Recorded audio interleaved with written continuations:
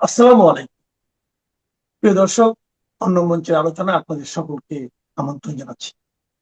আজ আমাদের সঙ্গে আলোচনার জন্য আমন্ত্রিত অতিথি হিসেবে আছেন সাংবাদিক মঞ্জুর আলম পান্না।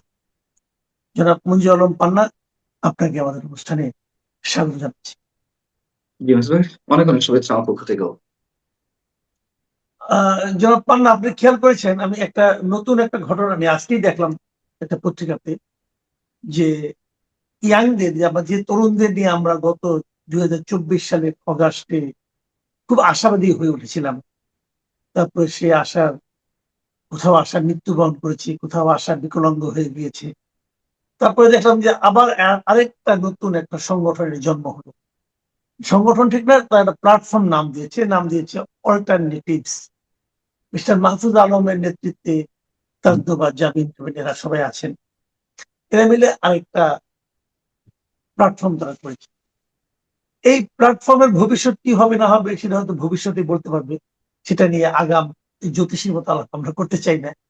আমি খালি বলতে চাচ্ছি যে এই উদ্যোগটাকে আপনি কিভাবে দেখছেন?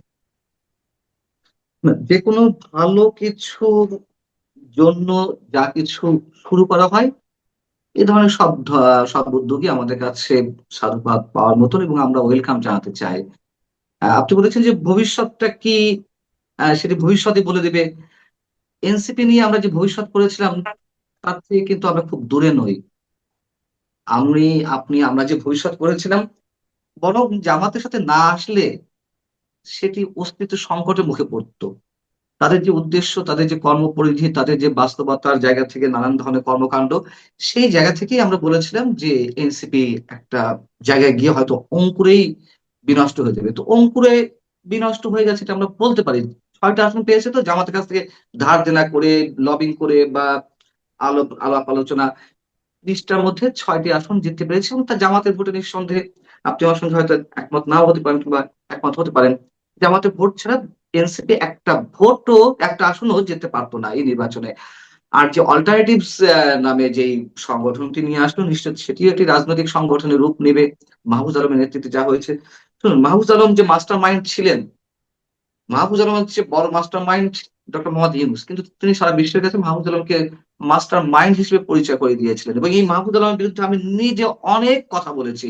তার ব্যাকগ্রাউন্ড, তার পলিটিক্যাল যে আইডিওলজি, তারা যে উদ্দেশ্যে, যে বাংলাদেশকে যেভাবে সামনের দিকে দেখতে চায়, এটা কোনো বাংলাদেশ নয়। সেই পুরোনো কথা আবারও বলতে চাই, 71কে ধারণ না করে বাংলাদেশে কোনো রাজনীতি সম্ভব না।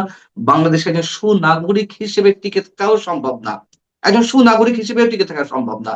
আমি আপনার, মানে আমাদের যে সন্তানেরা, তারা যদি 71কে ধারণ করতে না পারে, তারা দেশপ্রেম জানবে না। দেশপ্রেম না জানলে বাবা মার প্রতিও শ্রদ্ধাটুকু জানাতে তারা পারবে না। এটি হচ্ছে কিন্তু বাস্তবতা। কিন্তু সো আপনি তারা আমাকে যে বলেন, জি, যে ওনারা কি, এই যে তরুণ যারা যে পলিটিক্যাল পার্টি করলো, অথবা তরুণরা যারা পলিটিক্যাল পার্টির বাইরে থাকলো কিন্তু ক্ষমতার সঙ্গে থাকলো, তারা কি 71-এর চেতনাকে ধারণ করেনি বলে আপনার মনে হয়?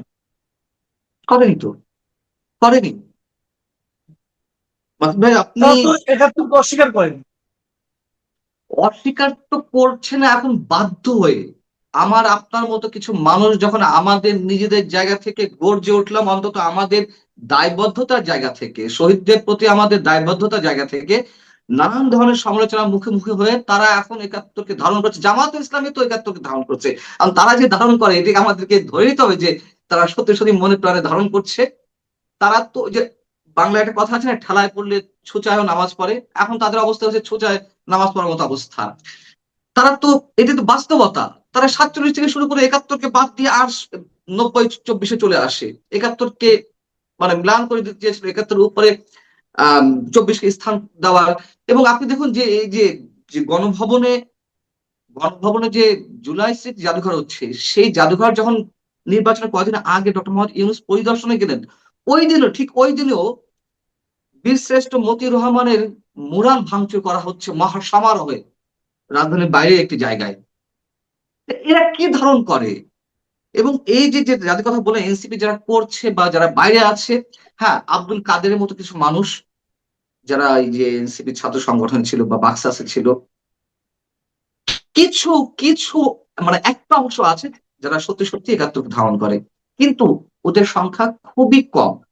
খুবই কম। এবং আপনি ওই দিন ছিলেন কিনা আমি জানি না, আমি কিন্তু ওই দিন রাজপথে ছিলাম, অ্যাজ এ জার্নালিস্ট হোক আর যে কারণে হোক। 4 আগস্ট, 3 আগস্ট, 2 আগস্ট 2024 ওই দিন শহীদ মিনারে বিভিন্ন জায়গায় বঙ্গবন্ধুর ভাষণ চালানো হচ্ছে, এবং তুমি কে আমি কে বাঙালি বাঙালি স্লোগান চলছে। তোমার আমার ঠিকানা পদ্মা মেঘনা যমুনা, এবং মুক্তিযুদ্ধ ভিত্তিক যত গান, সেই গানগুলো বাজছে শহীদ মিনারে। আমি উপস্থিত ছিলাম, সেই ভিডিও ফুটেজ আমার কাছে আছে। কই তারা, তারা বাংলাদেশের রাষ্ট্রীয় ক্ষমতায় সরাসরি না আসলেও 5 আগস্টের পর তো রাষ্ট্রীয় ক্ষমতা তাদের হাতে কক্ষিগত ছিল, ডক্টর ইউনূসকে তারাই এনেছিলেন। একটা দিনের জন্য এই গানগুলো বাজিয়েছে, সেই আদর্শ ধারণ করেছে, বঙ্গবন্ধুর নাম শ্রদ্ধা করে স্মরণ করেছে। কই বঙ্গভবন থেকে তো বঙ্গবন্ধুর নাম, বঙ্গবন্ধুর ছবি নামিয়ে দিল। আজকে 7ই মার্চ, আজকে 7ই মার্চ বঙ্গবন্ধুর ঐতিহাসিক ভাষণ নিয়ে বিএনপি তো কিছু বলবেই না, এটা তাদের রাজনৈতিক কৌশল, সেটি নিয়েও বিতর্ক আছে। যাই হোক, কথা হচ্ছে এনসিপি নিয়ে। তারা ইতিহাসকে অস্বীকার করছে, কিভাবে তারা 71কে ধারণ করে বলুন, কিভাবে সম্ভব? হুম, ঠিক আছে, কিন্তু আপনি যেটা বললেন যে যদি তারা জামাতের সঙ্গে যুক্ত না হতো তাহলে এনসিপির অস্তিত্বই থাকতো না। আপনি যে কথাটা বললেন এই কথাটার সঙ্গে আমি আরেকটা জিনিস একটু তুলনা করতে চাই। যে তুলনাটা হলো, দেখেন আমাদের পরে কিন্তু নেপালেও এরকম তরুণ সমাজের জেনজিদের একটা আন্দোলন হলো। সে আন্দোলনের পর নেপালে গতকাল নির্বাচন হয়ে গেল, 2 দিন হয়ে গেল, 5 তারিখে তাদের নির্বাচন হয়েছে। এবং তাদের যে অন্তর্বর্তীকালীন যে সরকার ছিল, সেই সরকার প্রধান শুরুতে ঘোষণা করেছে তারা 5 তারিখ নির্বাচন করবে। তারা সংস্কার টংস্কারের দিকে যায় নাই আমাদের মতো। হয়তো আমাদের সংস্কারের নমুনা দেখেই তারা ভয় পেয়ে গেছিল কিনা জানি না, তো তারা যায় না। এবং তারা একটা ইলেকশন করেছে, ইলেকশনের রেজাল্টও মোটামুটি আসতে শুরু করেছে। আমরা যতটুকু জেনেছি যে নতুন যে রাজনৈতিক দলটা, মানে জেনজিদের সঙ্গে জড়িত যে রাজনৈতিক দলটা, তারাই একদম মানে একক সংখ্যাগরিষ্ঠতা পাচ্ছে এবং বিশাল ব্যবধানে তাদের বিজয় হচ্ছে। আর আগে হুম। যারা ছিল, ওই কমিউনিস্ট পার্টি ধরেন অথবা মাওবাদী ধরেন, তাদের একদম মানে তারা একদম ধরাশায়ী হয়ে গেছে। তো ওইখানে আমরা দেখলাম যে ইয়াংদের দল এত একটা সাফল্য পেল, কিন্তু আমাদের ইয়াংদের দল এভাবে হারিয়ে গেল। তো এই পার্থক্যটাকে আপনি তুলনা করতে পারেন, কেন হলো এই ঘটনাটা এরকম? তুলনা আমিও করতে পারি, আপনিও করতে পারেন, এটি তুলনা করাটা খুব জরুরি কিছু নয়, তবে জরুরি। এই যে পার্থক্যটা, এটি আমি আবারও বলি, এটি নির্ণয় করা জটিল কিছু নয়, তবে আমাদের জন্য জরুরি যে কেন সেখানকার জেএনজি সমর্থিত রাজনৈতিক দলটি নিরঙ্কুশ সংখ্যাগরিষ্ঠতা অর্জন করছে নির্বাচনে, আর আমাদের এখানে মুখ থুবড়ে পড়লো। কারণ খুব সহজ ভাই, দেখুন কারণগুলো কেমন সহজ। আমরা সারা মাস ধরে, সারা বছর ধরে, এই 1.5 বছর ধরে যা বলে আসছি, এবং এই তরুণ সমাজের প্রতি আমাদের তো একটি আকাঙ্ক্ষা ছিল, আপনার ছিল, আমার ছিল, আমরা ওয়েলকাম জানিয়েছিলাম, যেটি বাস্তবতা। এবং ওয়েলকাম জানিয়েছিলাম আওয়ামী লীগ সরকারের পতনটি আমরা, মানে পতন ঠিক না, আওয়ামী লীগ সরকারের পরিবর্তনটা আমরা চেয়েছিলাম। আবারও বলি, বছরের পর বছর নির্বাচন না দিয়ে এরকম একটি রাজনৈতিক দল ক্ষমতায় থাকবে, এটি আমরা মেনে নিতে পারিনি। এবং ঘুষ দুর্নীতি যেভাবে সমাজে রন্ধ্রে রন্ধ্রে পৌঁছে গিয়েছিল, আমরা এই দুটি জায়গা থেকে অন্তত মুক্তি চাচ্ছিলাম। এই জন্য আওয়ামী লীগ সরকারের পরিবর্তনটা আমরা চেয়েছিলাম। যখন পতনটা হলো বা চলে গেল, যেভাবেই হোক, আমরা এদের চোখে স্বপ্ন দেখতে চেয়েছিলাম, এবং স্বপ্ন তো দেখেছিলাম, আমি দেখেছিলাম। তারা যেভাবে মুক্তিযুদ্ধ ভিত্তিক গান বাজাচ্ছে, বঙ্গবন্ধু ভাষণ বাজাচ্ছে, একটু আগে আমি যেগুলো বললাম। তো আর এবং এই তরুণরা সব মিলিয়ে আমি ব্যক্তিগতভাবে একটি নতুন আশার সঞ্চার করেছিলাম আমার নিজের মধ্যে। আর এবার আসুন, কেন নেপালের জেনজিরা আহ সরকার গঠনের পথে, তারা মানে তাদের সমর্থিত দল, আর আমাদের এখানে কেমন মুখ চলে পড়লো? দেখুন, যে শব্দটা উচ্চারণ করলাম এর মধ্য দিয়ে উত্তরে খানিকটা রয়ে গেছে। আমি বলেছি জেএনজি, আপনি বলেছেন জেএনজি সমর্থিত রাজনৈতিক দল আরএসপি, রাষ্ট্রীয় স্বতন্ত্র পার্টি, যেটির নেতৃত্ব রয়েছেন বালান শাহ। বালান শাহ ওইখানে কাঠমান্ডুর সাবেক মেয়র। এবং ঠিক একইভাবে আন্দোলন হয়েছিল আমাদের এখানে, যেমন অভ্যুত্থানটি হয়েছে ওখানে ঠিক একইভাবে, ওখানে পার্লামেন্ট ভবন দখলে নেওয়া হয়েছিল, ওখানে সরকারি যে দপ্তরগুলো সেগুলো জ্বালিয়ে দেওয়া হয়েছিল। ঠিক এখানে যা যা ঘটেছে ওখানেও তাই তাই ঘটেছে। কিন্তু পার্থক্য হচ্ছে, ওই যে বললাম, ওখানে জেএনজিরা কিন্তু কোনো রাজনৈতিক দল গঠন করেনি নিজেরা, ওখানে তারা একটি দলকে সমর্থন দিয়েছে। এবং বালান বালান শাহ এই যে আন্দোলন বা অভ্যুত্থান হয়েছে 2022 সালে, সেটি মোটামুটি পরোক্ষ বা প্রত্যক্ষভাবে নেতৃত্বে ছিলেন। আচ্ছা, আর আমাদের জেএনজিরা কি করলো? শুরু থেকে দেখতে পেলাম যে তাদের মধ্যে রাষ্ট্রীয় ক্ষমতা দখলের প্রচন্ড একটা ইচ্ছা, প্রচন্ড একটা, যে জিদ ঠিক নয়, মানে লক্ষ্য। এবং সেই জায়গা থেকে ডক্টর মোহাম্মদ ইউনূসকে নিয়ে আসলো। ডক্টর মোহাম্মদ ইউনূসকে নিয়ে এসে জামাত এবং এনসিপি, তখন তো এনসিপি ছিল না, সাবেক ছাত্র সমন্বয়করা, তারা ক্ষমতার ভর কেন্দ্র হিসেবে রইল, যা বলছিল তাই করছিল এবং মবতন্ত্র কায়েম করলো। মব করে যে বিচারকদের অপসারণ করা যায় সেই দৃষ্টান্ত তারা করলো।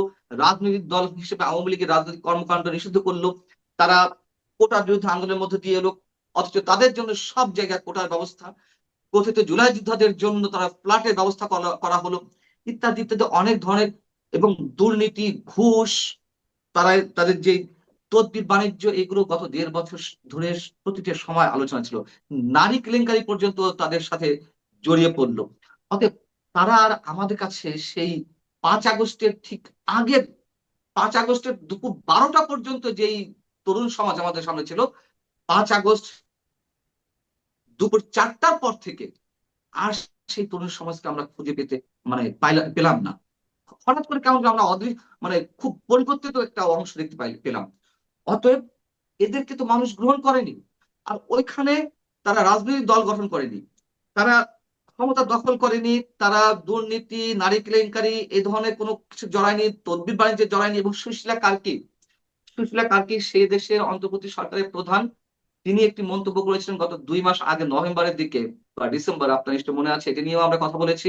তিনি বলেছেন যে নেপালকে তিনি কোনো অবস্থাতে বাংলাদেশ হতে দেবেন না। কেন বলেছিলেন? সেখানে কিছু মানুষ, এই যে জেনজির অংশের কিছু মানুষ, তারা প্রতিদিন গিয়ে ডিস্টার্ব করতো সুশীলা কার্কি বা বিভিন্ন মন্ত্রণালয় যারা ছিল তাদেরকে, এটা করে দাও, ওটা করে দাও। তিনি স্ট্রেট বলে দিয়েছেন যে না, বাংলাদেশ হতে দেব না নেপালকে। যেহেতু কেন, মানে তিনি কেন বলেছিলেন? বাংলাদেশে ডক্টর মোহাম্মদ ইউনূস এরা যা চাইছিল, আমি একটু আগে বললাম, তাই দিচ্ছিল, যা বলছিল তাই করছিল। এবং সব মিলে একটা হসপস অবস্থা। উনি খুব ভালো করে বুঝতে পেরেছিলেন। উনি একজন সাবেক বিচারপতি, দেখুন, উনি একজন সাবেক বিচারপতি। উনি রাজনীতি ঠিকই, উনি আহ, তার যে দূরদর্শিতা এই কদিনের মধ্যে তিনি লাভ করেছিলেন। তিনি এক্সাম্পল দিলেন বাংলা, কিন্তু এই বাংলাদেশ নিয়ে আমরা যতটুকু বুঝতে না পেরেছি, উনি অতদূর থেকেও, উনি একজন সাবেক বিচারপতি হয়েও উনি বুঝতে পেরেছেন। তো খুব স্বাভাবিক, সেখানে জেনজিদের সমর্থিত রাষ্ট্রীয় যে স্বতন্ত্র পার্টি আরএসপি, সেটি 100টারই বেশি, সম্ভবত 165টি আসনের মধ্যে 100টারই বেশি আসনে তারা জয়লাভ করতে যাচ্ছে। আর এখানে ধার দেনা করে 30টার মধ্যে, অর্থাৎ 6টাতে তারা জিততে পারে জামাতের ভোটে। বুঝুন এবার। দুঃখজনক, আমরা মানে সুযোগগুলো, আপনার কথা যেটা মূল বক্তব্য যেটা মানে উঠে আসে, যে সুযোগ তারাও এক্স্যাক্টলি। পেয়েছে, আমরাও পেয়েছি। তারা হ্যাঁ, সুযোগটাকে কাজে লাগাতে পেরেছে, আমরা সুযোগটাকে মানে পায়ে ঠেলে দিয়েছি। এবং তাদের সেই সুযোগটাকে বাস্তবায়ন করার ক্ষেত্রে সুশীলা কার্কির মতো একজন নির্লোভ ব্যক্তিত্ব ছিলেন, আর আমাদের এক্স্যাক্টলি। একজন লোভী ডক্টর ইউনূসের কারণে আমরা সব হারিয়েছি। একেবারে খুব চমৎকার। আসলে থ্যাংক ইউ, আপনাকে ইফতার করাবো।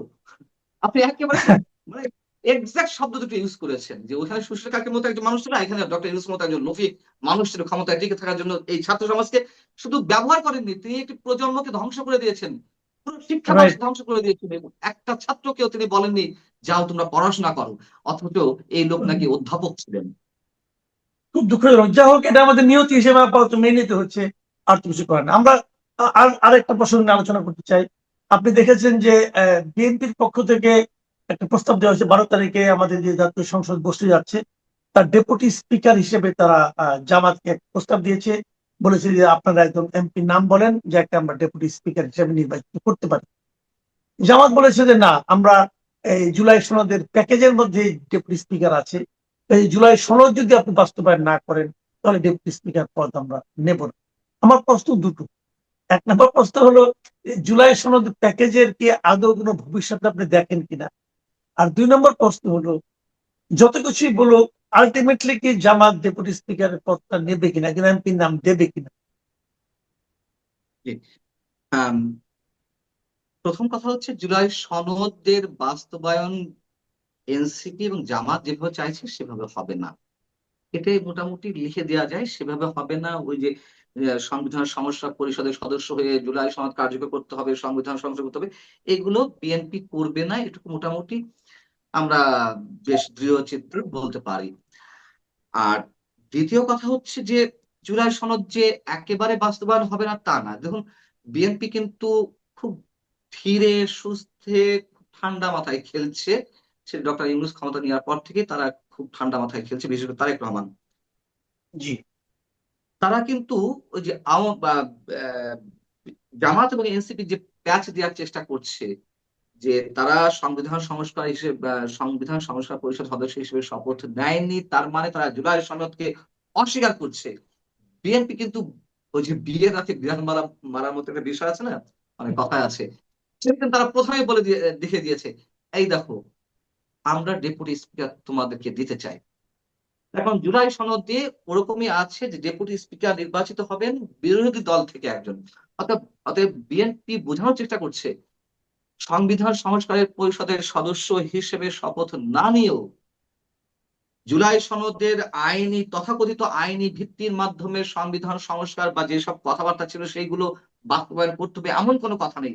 বরং আমরা যেসব জায়গায় পয়েন্ট অফ ডিসেন্ট দিয়েছিলাম, যেখানে আপত্তি জানিয়েছিলাম, সেই জায়গাগুলো বাদে যে সব জায়গাগুলোতে আমরা একমত হয়েছিলাম, প্রধানমন্ত্রী মেয়াদ 10 বছর, রাষ্ট্রপতি ক্ষমতা কোথাও কোথাও বাড়বে, উচ্চকক্ষ নিম্নকক্ষ, ডেপুটি স্পিকারের বিষয়ে আমরা একে একে তার বাস্তবায়ন করবো। সো আমাদেরকে মানুষের সামনে এভাবে উপস্থাপন করার কোনো কারণ নেই যে আমরা সংবিধান সংস্কার পরিষদের সদস্য হিসেবে শপথ নেই বিধায় আমরা সংস্কার কিছু করবো না, এটা মনে করার কোনো কারণ নেই। আর ডেপুটি স্পিকার নিবে জামাত, আপনি যদি বললেন যে নিবে কিনা, আমার ধারণা তারা নিবে। তারা এত বোকা না যে এটা হাতছাড়া করবে। বরং ডেপুটি স্পিকার নিয়ে এখন জামাত এনসিপির মধ্যে এক ধরনের ঠান্ডা লড়াই শুরু হয়েছে, এক ধরনের কামড়া কামড়ি আমরা বলতে পারি। এর মধ্যে এনসিপি থেকে চিঠি দেওয়া হয়েছে জামাত ইসলামের কাছে যে ডেপুটি স্পিকার পদটি যেন এনসিপির কাউকে দেওয়া হয়, এবং সেখানে স্পেসিফিক ভাবে বলাও হয়েছে যে তাদের যে সদস্য সচিব আক্তার হোসেন তাকে যেন ডেপুটি স্পিকার পদটি দেওয়া হয়। এবং সেই সম্পর্কে সাংবাদিকদের প্রশ্নের জবাবে আবু তাহের সাহেব জামাতের নায়েবে আমির তিনি বলেছেন আহ আমরা এখন এই বিষয়ে ভাবিনি। অতএব নিবে, যেই নিক এনসিপি জামাত জোট নিবে ডেপুটি স্পিকার পদ, এটি আমার মনে হয়। জি। আমি একদম শেষ প্রশ্নে চলে আসছি। আপনি আপনার মানে এই ব্যাপারটা নিয়ে আপনি নিজেও বেশ মানে আগ্রহী বলে আমার ধারণা, বলতে চান। সেটা হলো আমাদের রাষ্ট্রপতির বিষয়। জি। রাষ্ট্রপতি গত কালকে দেখলাম একটা অনুষ্ঠানে গিয়েছিলেন, এবং সেই অনুষ্ঠানে উনি একটা জাতীয় অনুষ্ঠান পাট দিবসের, এবং সেই অনুষ্ঠানে উনি বক্তব্য শেষ করেছেন বাংলাদেশ জিন্দাবাদ বলে। এটা বলারটা নিয়ে, এটাকে কেন্দ্র করে নানা জন নানা রকম কথা বলছেন। কেউ বলছেন উনি ওনার আদর্শ থেকে চ্যুত হয়েছেন, কেউ বলছেন গড্ডা লেগে প্রবাহে গা ভাসাচ্ছেন, কেউ বলছেন বিএনপির সঙ্গে একটা আঁতাতের মধ্যে ঢুকে গেছেন, আবার কেউ বলছেন এগুলো করে কি লাভ, পরিবর্তন তো হচ্ছে না, এই নানা রকম আলোচনা হচ্ছে। তো আহ এটাকে আপনি কিভাবে দেখেন?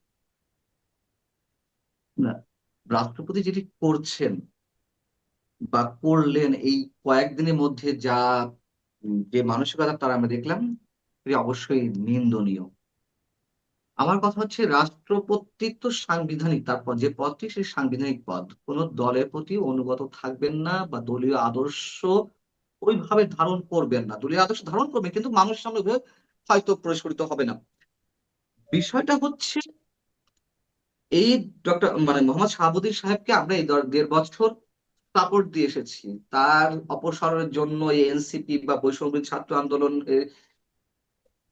এরা এই জোটটি যে উন্মাদনা সৃষ্টি করেছিল তার অপসারণের জন্য বিএনপি এবং সেনাবাহিনী খুব ঠান্ডা মাথায় তাকে সাপোর্ট দিয়ে গেছে বিধায় তিনি রয়ে গেছেন। এবং আমরাও সমাজের নাগরিক অংশের জায়গা থেকে আমরা মোটামুটি তার পক্ষে বলার চেষ্টা করেছি, না তিনি করলে এনসিপি জামাত যা চায় সাংবিধানিক সাংবিধানিক শূন্যতা সৃষ্টি হবে। এই ব্যক্তি যদি পদত্যাগ করতেন, তিনি নিজের মান সম্মানটি রাখতে পারতেন এবং আওয়ামী লীগের প্রতি তার কৃতজ্ঞতাও তিনি প্রকাশ করতে পারতেন। তারপর এখন তো আর সাংবিধানিক সংকট সৃষ্টি হওয়ার কোনো সুযোগ নেই। এখন তো একটা নতুন দল ক্ষমতা এসেছে, তারা ইচ্ছা করলেই তার পদত্যাগের মাধ্যমে অথবা তাকে ইমপিচমেন্টের মাধ্যমে তার নতুন রাষ্ট্রপতি নিয়োগ করতে পারে। কিন্তু তিনি স্রেফ বিএনপির তল্পিবাহক হয়ে উঠেছেন, এখানেই আমার আপত্তি। তিনি জয় বাংলাও বলতেন না, আমার সমস্যা নেই। জয় বাংলা বলতে হবে কেন, সমস্যা নেই। রাষ্ট্রপতি জয় বাংলা বলা যেতেই পারে, আমাদের মুক্তিযুদ্ধের স্লোগান। তারপর সেটা নিয়ে যেমন অনেকে অ্যালার্জি আছে, আমি বাদ দিলাম, ঠিক আছে জয় বাংলা বললেন না। বাংলাদেশ জিন্দাবাদও কেন বলতে হবে, সেটিরও দরকার ছিল না। উনি নিউট্রাল শব্দ ইউজ করতে পারতেন, বাংলাদেশ চিরজীবী হোক, বাংলাদেশ দীর্ঘজীবী হোক। পাঁচ দিবস অনুষ্ঠানে শুক্রবার আমরা দেখলাম যে সেখানে তিনি এই স্লোগান দিচ্ছেন, যেখানে তিনি রাষ্ট্রপতি থাকা অবস্থাতেই সরকারের সময় তিনি জয় বাংলা স্লোগান দিয়েছেন। শুধু জয় বাংলা স্লোগান দেননি, তিনি জয় বাংলা স্লোগান অডিয়েন্সের কাছ থেকে, তাদের মুখ থেকে বের করে নিয়ে এসেছেন। তিনি ভয়ঙ্কর দেওয়ার চেষ্টা করেছেন। যখন আমরা তার সমালোচনা করেছি, আমি নিজেও তার সমালোচনা করেছি, যে কি এমন যোগ্যতার ভিত্তিতে এত এত মানুষ থাকতে মোহাম্মদ শাহাবুদ্দিন মানে মোহাম্মদ শাহাবুদ্দিন সাহেবকে প্রেসিডেন্ট করতে হবে। তখন তার সম্বন্ধে তার যে রেপুটেশন, এটা খুব ভালো কিছু না। তিনি যখন দুদকের কমিশনার ছিলেন, ভালো কিছু না, আমাদের অভিজ্ঞতা খারাপ। এবং তিনি ছিলেন একজন ম্যাজিস্ট্রেট, জেলা জাজ ছিলেন। আওয়ামী লীগের প্রতি তার তেমন কোনো কন্ট্রিবিউশন ছিল না। তিনি পাবনার জেলা যুবদলের কি সাধারণ সম্পাদক বা সভাপতি এই ট্রাফিকে ছিলেন। এরকম পদবির লোক তো হাজার হাজার আছে আওয়ামী লীগের এই বাংলাদেশে। তাকে করতে হবে কেন? বাদ দিলাম, তিনি কি এমন যোগ্যতা সম্পন্ন, তার নৈতিকতা নিয়ে প্রশ্ন ছিল। সেই জায়গা থেকে তিনি ব্যাখ্যা দেওয়ার চেষ্টা করলেন, আমি মোটেই উড়ে এসে জুড়ে বসা মানুষ নই, আমি পাবনায় জেল খেটেছি, আমি পাবনায় অ্যারেস্ট হয়েছি, আমি এই করার মাধ্যমে বঙ্গভবনে ঢুকেছি রাষ্ট্রপতি হিসেবে, আমি বঙ্গবন্ধুর সঙ্গে একসাথে খেয়েছি, বঙ্গবন্ধু আমাকে ডেকে জিজ্ঞেস করছে, এই চুপ্পু কেমন আছিস। এই যে বয়ানগুলো দেওয়া নির্লজ্জের মতো, এবং তিনি নির্লজ্জের মতো প্রধানমন্ত্রী, মানে সাবেক প্রধানমন্ত্রী শেখ হাসিনা কদম বুচিও করার চেষ্টা করেছিলেন। তাকে প্রেসিডেন্ট হিসেবে ডিক্লিয়ারেশনের পরেও তিনি কদমবতী করার চেষ্টা করেছেন। মানে কতটা আনুগত্যশীল ছিলেন। সেই লোক হঠাৎ করে রাতারাতি চোখ পাল্টে দিয়ে দিলেন, এটা তো মেনে নেওয়া যায় না সহজে। উনি যদি ওইগুলো না করতেন, উনি যদি এই যে আবার এই যে ভাষণ দিবেন, রাষ্ট্রপতির যে ভাষণ হবে প্রথম অধিবেশনে, সেখানে এই গণহত্যার কথা বলা থাকবে, যে গণহত্যা সংঘটিত হয়েছে। আমি নিজে কনফিউজ, আমি জানি না আপনি এখানে আমার সাথে দ্বিমত করবেন কিনা একমত করবেন। এটা তো গণহত্যা না, এখানে মানুষ হত্যাকাণ্ডের শিকার হয়েছে, 1400 মানুষ হত্যাকাণ্ডের শিকার হয়েছে। সেই 1400 মানুষের সবাই কিন্তু আওয়ামী লীগের 5ই আগস্ট পর্যন্ত নয়। 832 জন স্বাস্থ্য মন্ত্রণালয় বিজ্ঞপ্তি দিয়েছিল, এবং এই 832 জনও যে আওয়ামী লীগের আইন শৃঙ্খলা রক্ষাকারী বাহিনীর হাতে বা আওয়ামী লীগ ক্যাডারদের হাতে সবাই হত্যাকাণ্ডের শিকার হয়েছেন, তাও তো নয়। স্নাইপার রাইফেলের কথা আমরা শুনেছি, তৃতীয় শক্তি কাজ করেছে। তো সব আওয়ামী লীগকে দিয়ে দেবো, এবং এই সব কিছুর জন্য আওয়ামী লীগকে দায়ী করা হবে। আমি আপনি আমার জায়গা থেকে যে কোনো একটি পক্ষ নিতেই পারি, আমরা নাগরিক সমাজের অংশ, আমাদের স্বাধীন মতামত থাকতে পারে।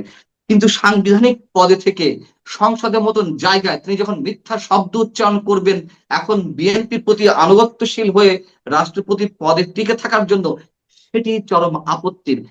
এবং এই বিষয়গুলো স্পষ্ট, আমি একটি কথাও তো বানিয়ে বললাম না, সব পরিসংখ্যান দিয়ে বলেছি আপনাকে। যে 1400 মানুষ হত্যাকাণ্ডের শিকার হননি, ওইখানে 1400 মানুষ বলা হবে। আওয়ামী লীগ তো 15ই আগস্ট পর্যন্ত ছিল না ক্ষমতায়, 15ই আগস্ট তো ডক্টর ইউনূস ছিল। তাহলে 1400 মানুষ কার আমলে কখন খুন হলো? এবং 832 জন আওয়ামী লীগের সময় যে হত্যাকাণ্ডের শিকার হয়েছে, সেটিও সেই সেই মানুষগুলো পুরোপুরি আওয়ামী লীগের সরকারের হাতে বা আওয়ামী লীগের ক্যাডারদের হাতে নিহত হননি। সো এই যে মিথ্যা বয়ানগুলো এখন দেওয়া হবে, আমার আপত্তি এখানে। পাশ কাটিয়ে যেতেন, উনি পদত্যাগ করতেন, কোনো সমস্যা ছিল না। কেন এখন তিনি এগুলো করছেন? জি, অনেক ধন্যবাদ। উনি কেন করছেন বলা হয়তো অন্তর্নিহিত কারণ জানি না। আমি ক্ষুদ্র মানুষ, আমি যেটুকু বুঝি আমার ক্ষুদ্র বুদ্ধিতে, সেটা হয়তো উনি চাকরি রক্ষার জন্য এটা করছেন। জানি না চাকরি রক্ষার জন্য কিনা। কি রাখার জন্য। তো আমরা খুবই হতাশ হই যখন রাষ্ট্রপতি তার অবস্থানটাকে চাকরি মনে করেন। তো আশা করব আমাদের রাষ্ট্রপতি যারা হবেন, যারা হয়েছেন, যারা হতে থাকবেন, তারা এতটুকু বুঝবেন, উনি যে অবস্থানে থাকুন না কেন, যখন উনি রাষ্ট্রপতি হয়ে যান, তখন উনি রাষ্ট্রের সবচেয়ে গুরুত্বপূর্ণ ব্যক্তিতে রূপান্তরিত হন। এবং এই পরিবর্তনটা কেবল বাহ্যিক না, এই পরিবর্তনটা কিন্তু অন্তর্গত পরিবর্তন হওয়া উচিত। জনাব মঞ্জুর আলম পান্না, আপনি আমাদের অনেক সময় দিলেন, আপনার প্রতি অশেষ কৃতজ্ঞতা। আপনি ভালো থাকবেন। প্রিয় দর্শক, আপনারা মঞ্জুর আলম পান্নার বক্তব্য শুনলেন। প্রত্যেকটা বিষয় নিয়ে আপনাদের নিজস্ব কিছু চিন্তা ভাবনা থাকতেই পারে, আমারও চিন্তা ভাবনা আছে। মঞ্জুর আলম পান্নার সব বক্তব্যের সঙ্গে আপনার একমত হওয়ার দরকার নাই, কিন্তু আপনারা আপনাদের সঙ্গে যদি দ্বিমত থাকে, এই দ্বিমতটাকে মিলিয়ে নতুন ভাবে আবার চিন্তা করবেন। আমরা এটাই চাই যে আমাদের অতিথি যারা আসেন অথবা আমরা যখন কথা বলি, আমাদের কথাগুলো যেন আপনার মনে একটা দ্বিতীয় চিন্তার জন্ম দিতে পারে। তাহলে হয়তো সেখান থেকে আমরা প্রকৃত সত্যটা পেতে পারবো। সবাই ভালো থাকবেন। এখন এই পর্যন্ত। আল্লাহ হাফিজ।